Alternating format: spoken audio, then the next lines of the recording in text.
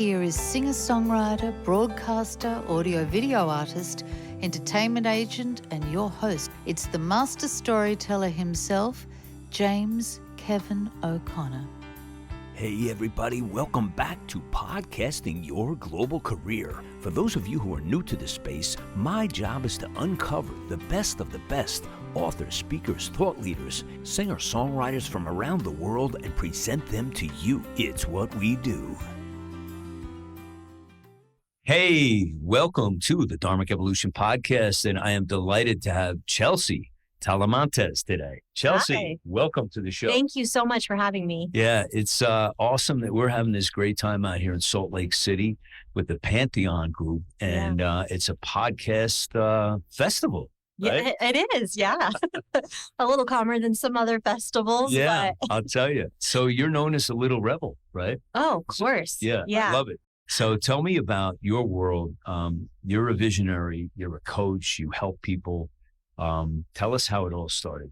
Yeah. So it's actually going back a long time ago. This is like 10, 15 years ago. I definitely did Institute of Integrative Nutrition, did the whole yoga thing, but always had a really steady job.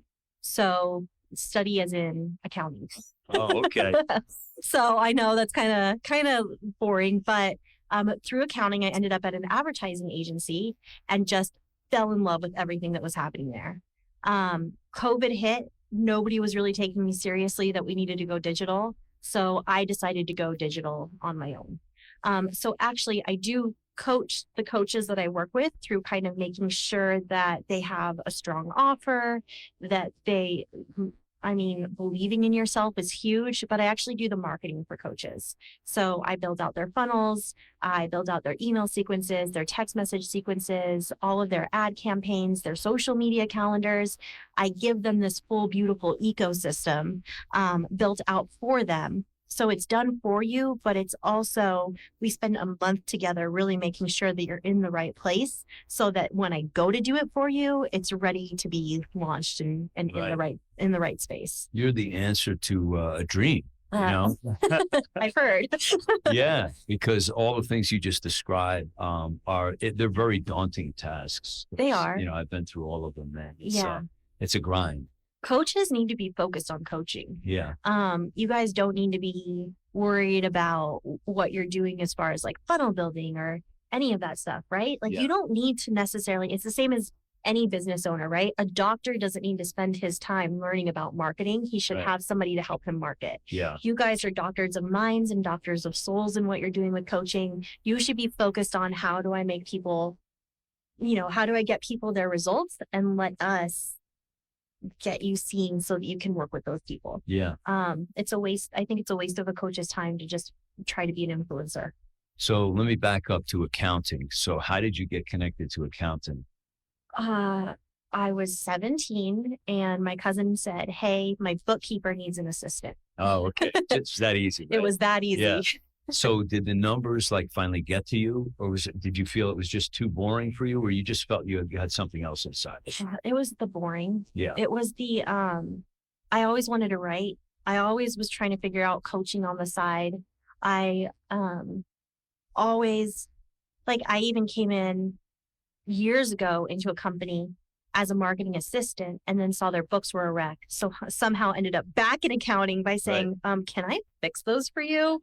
So, but there is a play of the numbers in all marketing, right? So your data tells you if it's being received well.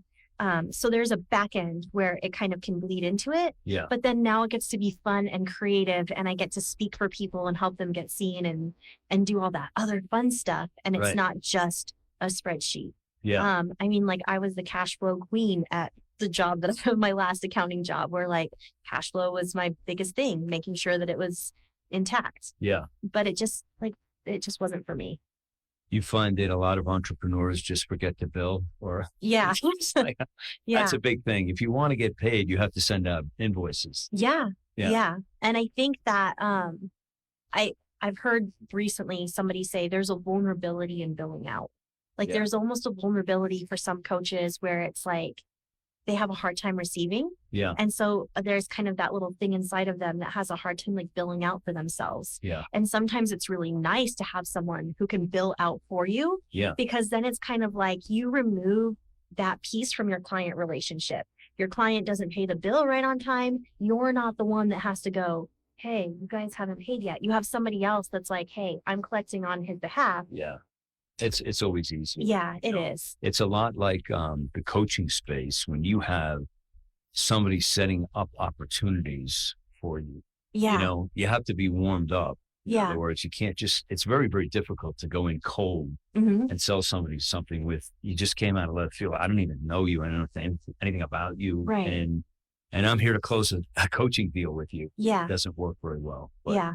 when you have a setter or somebody who is, you know, just getting in the space to say, this is what's available. This is the person to do it.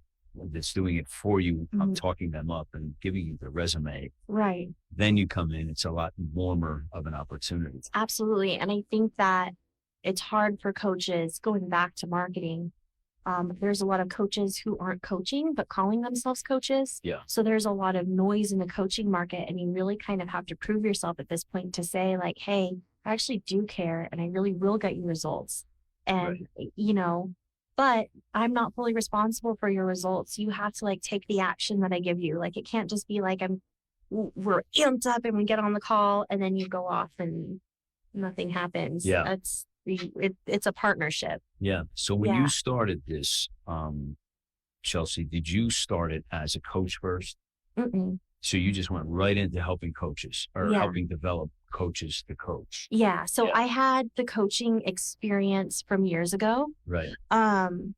And if I'm being honest, like I did Institute of Integrative Nutrition, like I said, but I didn't necessarily feel like they set me up for success. Right. The first person that I sat down with was very overweight, like 400 pounds. And he was getting ready for gastric bypass. And I thought, oh, this is cute. I go in and we talk about bioindividuality and I figure out what diet fits him well. And it's that easy, right? I thought, oh, it's that easy. I didn't realize all the layers that you have to peel back and the mindset of somebody in that position. Yeah. And how much of his weight he held on to as like part of his identity, right? He's this large Italian, this large Italian guy from New York. And, you know, he is best pizza in the world. Yeah, he is Big Bill, or, you know, his real name, but like, he, you know, big is the prefix. Yeah, right. To his name. And I didn't realize how much of his identity, I hadn't been trained to understand how much of his identity was going to lay in all of this. Like I picked the toughest case to try to start with. And that's a lot of psychological baggage that you have to cut through and deal with that. Yeah. Because otherwise the physical is not going to follow unless the mind tells you it's okay. Absolutely not. Yeah. And there's a lot of work that has to happen there. And I think I was young and naive and ill-equipped to really walk into it. And I came in with my PDFs that I had printed off the, you know what I mean? Like my little folder, and was like, okay, let's do this. Right. Like, and it just wasn't, it gave me a really deep respect for coaches and like what they're really doing, and coaches who can really help people transform. Because it is truly, it's beyond a therapist. It's beyond a counselor. It's beyond so much. Like you really are like setting someone up and walking them through like, hey, what are your strengths? How do I help you gain that confidence and like lay you into that new identity? Right. So I did have that experience, but it was actually more that I was working for a company that was advertising for large players, and I'm in Vegas. Those large players shut down, and I knew that we needed to go digital and no one was taking me seriously. So I went and I just invested in more education and put up my own ads, and I feel like, as they say, the rest is history. Yeah. And I definitely have learned a lot in the last few years, and even pickier about the coaches that I work with. I want to see, do you have a heart for coaching or do you have a heart for get rich quick? Right. Right. And now if you have a heart for coaching, it's easier to work with you and to help propel you into being seen. Yeah. So how did you get the experience of being able to build all the necessary apparatuses, for lack of a better word, to achieve sales, like ClickFunnels or MailChimp, or all of the processes that need to happen? How'd you get all that So I went easy, and it's definitely mostly in go high level. And I'm a person who, if I put it in front of myself, I'll figure it out. Yeah. And I will continue my education until I'm really good at it. Yeah. So it was pick up the books, like really, of course I invested in a certification program, Right. and started there. But I've already gotten so far past that certification program that I actually don't even lean on the things that I learned there. Yeah. But it did give me foundations to be able to build my funnels out. And I do primarily use Go High Level. So everything's all in one place and it makes it really easy. Wow. I've never heard of that. Go high level. Yeah. Okay. Everybody has a white labeled version. So Really? yeah. Okay. Okay. I'll have to check that out. Yeah. But probably be easier to just use you. Yeah. So, That's true. so tell me about like your first big win in this space. How did that feel, and what were the circumstances that got you to that level, and where you said, Yeah. "Hey, I see the door opening here." Yeah. So I came in and then iOS changed. And then, Yeah, what else is new? and Right? then Yeah. everything else was changing. And then I quickly had to learn, like, oh my gosh, everything is going to change continuously. So I better jump on this train and like buckle up. So right now I really, really am having great success with digital events with a back sell. Right. So those seem to do really, really well. And I think that people are quicker decision makers than they used to be. So I don't really have a big thrill in like the webinar. Yeah. Is this workshops then, or is it? Yeah. Oh, So okay. I like Yeah. workshops. I don't even like extended workshops though. Yeah. It depends on the clients. It depends on the type of people you're working with. Yeah. But say you're a coach for entrepreneurs. Mhm. Entrepreneurs don't necessarily have 3 days to sit on a digital workshop. Yeah, that's what my Um, challenge. on yeah, these things. I'd love to go, but Yeah, what about my schedule? exactly. My And schedule is crazy. you know? it's like, these people put these together and like, this is amazing and purposeful where we're at right now. But Yeah. typically if it's like I invite you to my free live event and it's 3 days Yeah. and that there's an upsell on the back end, Right. it's almost like I don't have 3 days for your sales pitch. Yeah. Like, Yeah. Right. like just tell me like, how are you going to help me? And like, just be like really transparent and honest with me. And that's where I have the most success Yeah. is because we're busy and I think we're kind of tired of the bull.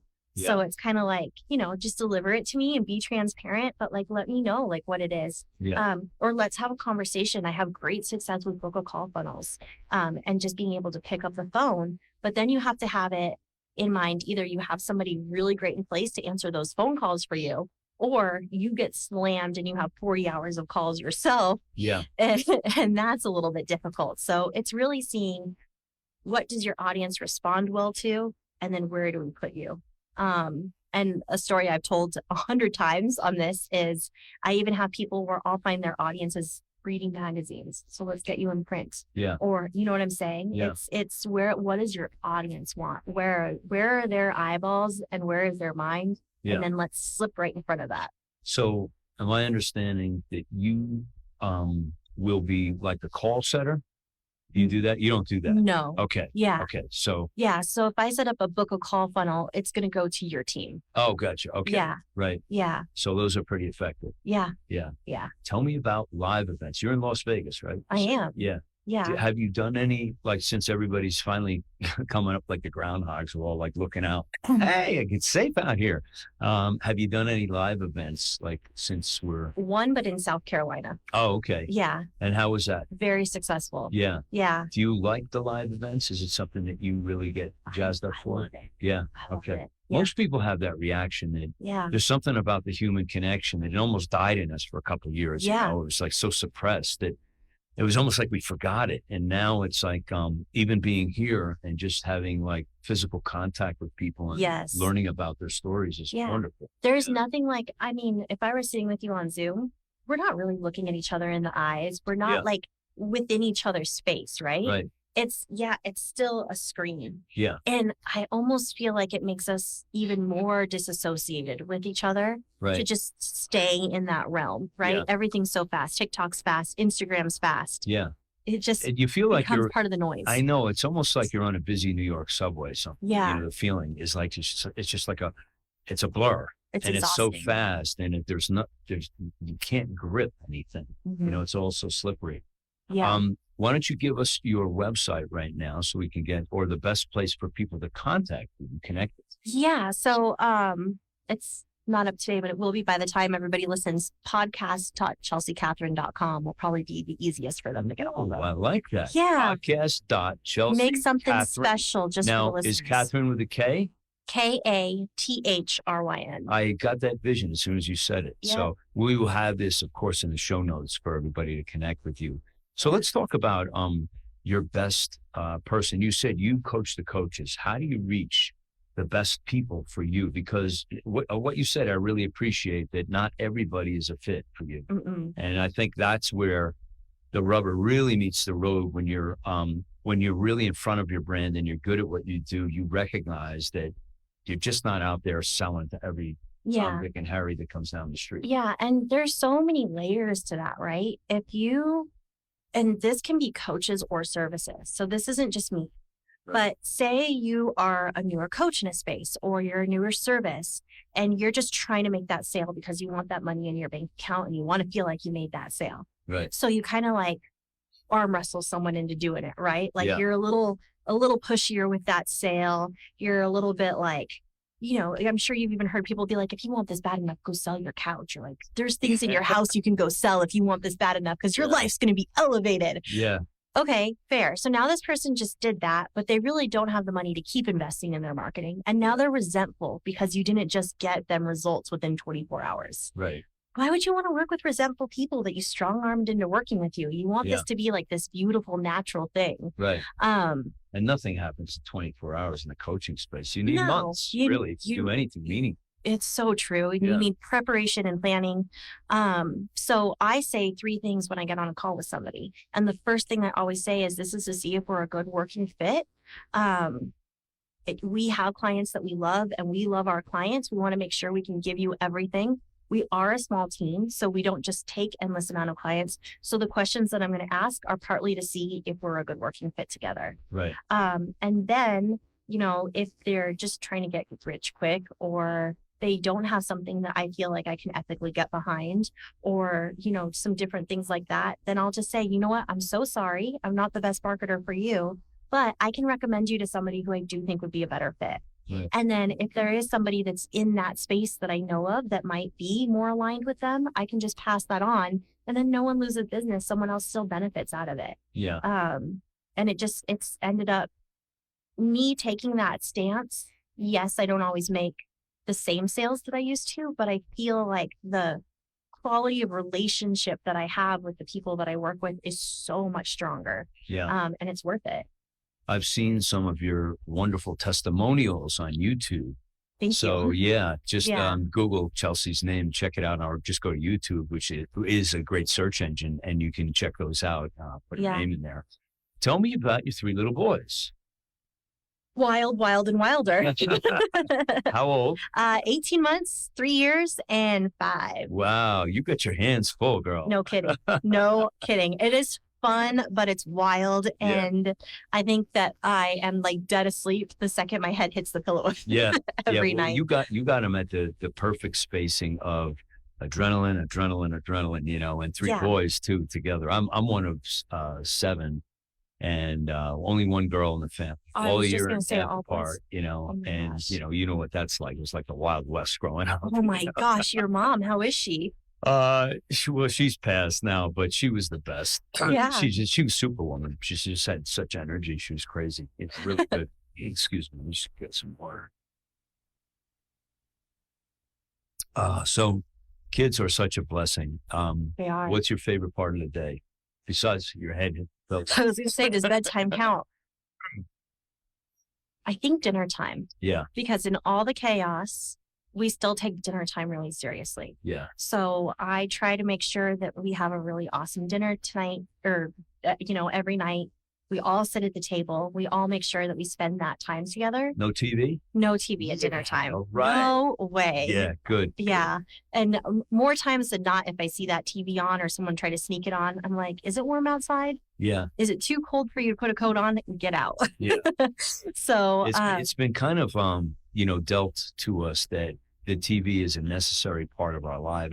Ever since 9/11, they sprung up everywhere. Every public place you go, the bank, the gas station, it's in your face constantly. And I'm so delighted to see, younger people like yourself who are saying, no, I've drawn the line here. It's like, we need to communicate as human beings. Oh my gosh. You know? There's so many layers to it. So my two youngest they're not as drawn to TV as my oldest. Yeah. And I don't let video games come into the house at this point because I can see that my oldest is a little bit drawn to just sitting in front of that screen. Yeah. And I have to take the active, like he'll try to sneak downstairs in the morning and it's the first thing he does. I'm like, turn that off. Like, you got to get ready for school, bro. Right. Like, turn it off. Yeah.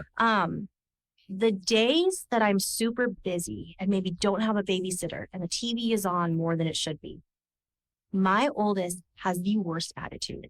Yeah. If he sits in front of that TV, the kid that he is after a few hours in front of the TV versus the kid that he is when I force him outside, it's not the same kid. Yeah. Like, I watch the TV put him in a bad, grumpy, whiny mood that he's just not in if I keep the TV away from him. Yeah. So I try to keep it as away from him as possible. Not only that, but there's no creativity in it. There's no going outside and like, I would rather have my kids like barefoot in the backyard, covered in mud. Yeah, it's more fun too. Filthying up my house Yeah. any second of any day. Like, I'm okay. Bring that tractor of mud through the house. Like, I would rather have to mop up than watch you sit there and do nothing but watch TV all day. Yeah. Like, let's get messy. Don't watch TV. Amen. Yeah. As we're wrapping up, last thoughts. Would you like to say anything to the audience out there, imparting anything at all? Any wish, blessing, prayer, good thoughts, recommendation, any tools, anything at all? Dang, I need like a signature parting line is what I need. Good. Anything. But yeah, if it feels rough, it is always going to feel better, and it's okay to be a little bit resilient. So if you're having something that's going on that's rough, tomorrow is going to look better. And if it's not tomorrow, it's the next day. It's always coming. So resilience rules. Yeah, it does. Chelsea, it was an honor. You too. God bless you, your children, too. your family, and your business moving forward. Oh my gosh, you too. God bless it all. Another great show. So glad you guys showed up today for Podcasting Your Global Career. Please check out all the links in the show notes. My coaching link is in there. Let's uncover your purpose and get a discovery session with me. No obligation. What have you been waiting for? I'm your host for Podcasting Your Global Career, James Kevin O'Connor. So until the next time when we meet again, I'll either see you on the socials or I'll see you from the stage. Ride on, baby, won't you take a ride with me? Ride on, we can untangle all the mystery. If wishes were windows, I'd open one and find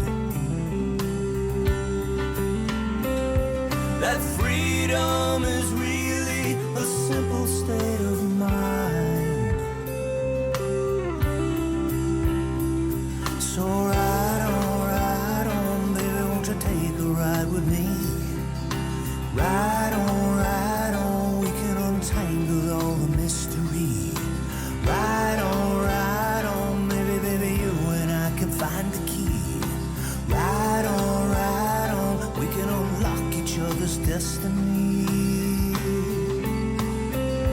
I taste the breeze of freedom, it's tingling on my tongue. You and I out on the road will stay forever young. We'll stay forever young. So ride on, baby, won't you take a ride with me? Ride on, we can untangle all the mystery. Ride on, baby, you and I can find the key. Ride on, we can unlock each other's destiny. I'll take you places that you've never seen. I'll take you places that you never dreamed. I'll take you places that were pictures in your mind. I'll take you places